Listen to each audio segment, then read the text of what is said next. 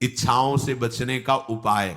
इच्छा ही आपके बंधन का कारण है, इच्छा ही जन्म मरण का कारण है। इच्छाओं से बचने का उपाय, कर प्रमाद मत बनो आलसी, करो सुचारु रूप से काम, अपना काम स्वयं करने में लाज बड़प्पन तजो तमाम।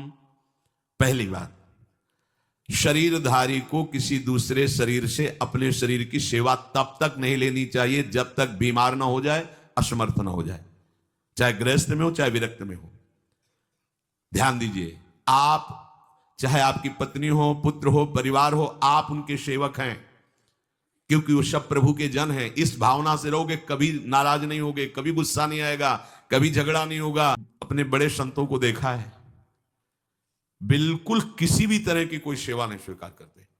अपनी दिनचर्या अपने हाथ से, अपने शरीर की पूरी। आपको क्या हो गया है? आप भी वैसे चलो जैसे गुरुजन चले हैं, भिक्षान्य के सिवा।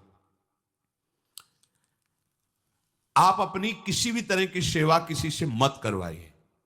आप देखो, इच्छाओं का दमन होना शुरू हो जाएगा। यही से इच्छाओं का दमन शुरू हो जाता है। आप सच्ची मानिए, ये जो आप शरीर सुख की आकांक्षा से दूसरे से सुख लेने की इच्छा करते हैं, यही तुम्हारे बंधन का कारण है, यही तुम्हारी दुर्गति, यही तुम्हारी कमजोरी है।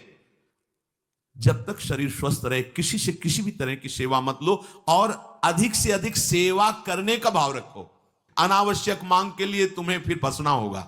ये तुम्हारी अनावश्यक मांगे हैं, ये हो जाए, वो हो जाए, वो जो आपको जीवन जीने के लिए जरूरी है, धर्म पालन के लिए जरूरी, वो बिना मांगे भगवान दे रहे सबको। देख लो। हाँ, आप कि भाई हमको उस परिकर में रहना है, उस कोर्ट से रहना है, वो सब वीआईपी, तो हमको भी उस कोर्ट का, ये मांगे हैं तुम्हारी। तुम्हारा प्रारब्ध जितना है उतना तुम्हें मिलेगा, जो आवश्यक है वो तुम्हें मिलेगा। अनावश्यक मांगे करोगे, फंसोगे, अधर्म में कूदना पड़ेगा तुम्हें। हाथ पैर सब साधन प्रभु ने दिए, दया कर तुम्हें समान, फिर क्यों उनसे काम न लेते, क्यों रखते हो झूठी शान। तुम्हारी सेवा के लिए तुम्हारे पास हाथ है, तुम्हारे चरण है, तुम्हें बुद्धि दी है, दूसरे से क्यों सेवा स्वीकार करते हो? प्रभु ने दया करके उद्धार के लिए तुम्हारे पास पूरी सामग्री दे दी, उसका प्रयोग करो। तन मन दोनों का हित करता, निश्चय शारीरिक श्रम युक्त।